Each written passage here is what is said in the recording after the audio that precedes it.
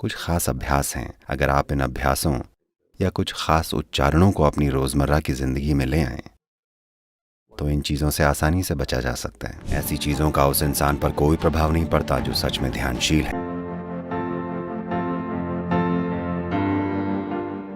कुछ ऐसे लोग हैं जो ऊर्जाओं को तोड़ मरोड़ के किसी को नुकसान पहुंचाते हैं। वो इस तरह किसी की मौत का कारण भी बन सकते हैं। भारत के कुछ हिस्सों में ये काफ़ी प्रचलित है।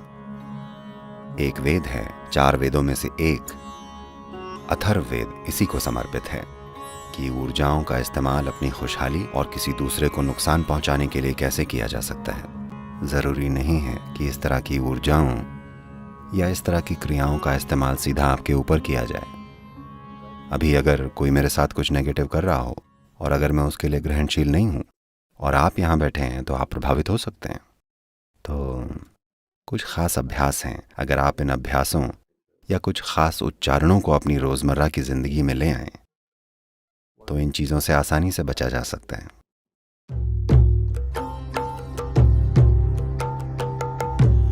रुद्राक्ष का जो बीज होता है, उसका पेड़ मुख्य तौर से खास ऊंचाई पर होता है, लगभग 6,500 से 12,000 फीट के बीच। रुद्राक्ष का पेड़ इस ऊंचाई पर हिमालय क्षेत्र में उगता है और इसका स्पंदन या वाइब्रेशन बहुत अनोखा होता है। तो वो लोग जो लगातार यात्राएं करते हैं रुद्राक्ष पहनते हैं ताकि उनकी अपनी खुद की ऊर्जा का एक कोकून बन जाए, ताकि बाहरी ऊर्जाएं उन्हें परेशान न करें। उनका अपना एक, हम इसे कवच बोलते हैं। आप जानते हैं ना कवच क्या होता है? ये एक तरह से एक खोल जैसा है, आपकी अपनी ऊर्जा का एक खोल। जहां भी आप जाएंगे आपका निजी बेडरूम आपके साथ जाएगा, ये आपके साथ चलेगा जहां भी आप जाएं।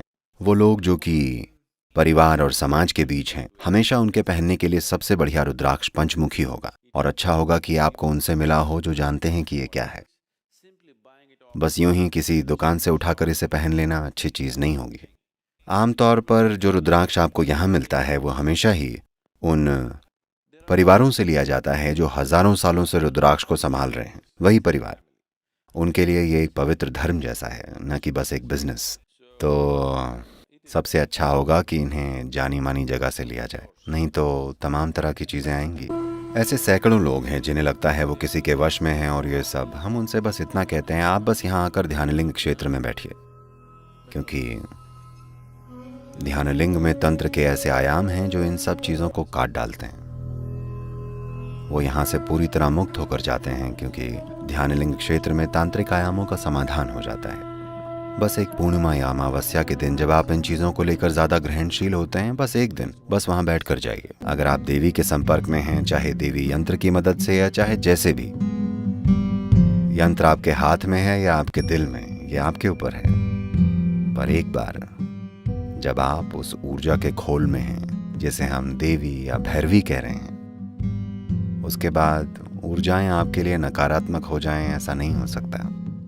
तो अगर आप बस इतना सुनिश्चित कर लें कि आप सही किस्म का खाना खा रहे हैं, अपने सिस्टम को ठीक से रख रहे हैं, तो ये संभावना कि आप में कुछ गड़बड़ी हो जाए जिसका कारण कोई दूसरी ऊर्जा या ऐसा कुछ है, ऐसा होना आपकी जिंदगी से कोसों दूर की बात है। उनसे देवी निपट लेंगे। अगर आप सच में ध्यानशील हैं तो आप तंत्र के बारे में सोचिए भी मत। इन चीजों का उस इंसान पर कोई असर नहीं होता जो सच में ध्यानशील है। अगर आपने मौन को, अगर आपने अपने भीतर के मौन को थोड़ा सा भी जाना है, कम से कम आपके भीतर दिन में कुछ पलों का भी मौन है, तो आप तंत्र की चिंता मत कीजिए। ऐसी चीजें उस इंसान को प्रभावित नहीं करती जो अपने अंतरतम की निश्चलता को जानता है। किसी ने कहा है, आदमी केवल इल है यानी बीमार है क्योंकि उसे स्टिल यानी स्थिर होना नहीं आता। ये बिल्कुल सही कहा है, ये बिल्कुल सही है। सारी बीमारियां इसलिए हुई हैं क्योंकि उन्हें स्थिर रहना नहीं आता, खासकर वो वाली जो आपके मन को प्रभावित करती हैं और वो जो दूसरे प्रभावों के कारण होती हैं। ये चीजें इसलिए संभव हो पाती हैं क्योंकि कोई स्थिरता नहीं है। तो अभी इस समय आप ध्यान की प्रक्रिया से अपने जीवन में वो निश्चलता लेकर आ रहे हैं। अगर आप स्टिल हैं तो आप इल नहीं होंगे। मैं आजकल देखता हूं ये नए जमाने टाइप के लोग, ये सारे अपने अंगूठों में मेटल की अंगूठी पहनते हैं। देखिए, अगर आप अपने अंगूठे में धातु की अंगूठी डालते हैं तो आप पक्का अपनी ओर कुछ खास तरह की नेगेटिव शक्तियों को बुलावा देंगे। इसका मतलब ये नहीं है कि आपको कोई अपने वश में ही कर लेगा, पर आप बिना वजह गिरते लुढ़कते फिरेंगे। तरह तरह की चीज़ें होंगी, हर चीज़ गलत होगी। सब कुछ और हर चीज़ गलत हो जाती है, छोटी से लेकर बड़ी चीज़ों तक। बस इसलिए क्योंकि शायद उन्होंने ऊर्जा के कुछ खास आयामों को अपनी ओर आकर्षित किया है, जो दुनिया में कुछ भी करने के लिए सहायक नहीं होते, बल्कि ये किसी और चीज़ के लिए सहायक हो सकते हैं। सिर्फ वही लोग जो तंत्र विद्या करना चाहते हैं वो अंगूठे में अंगूठी पहनते हैं।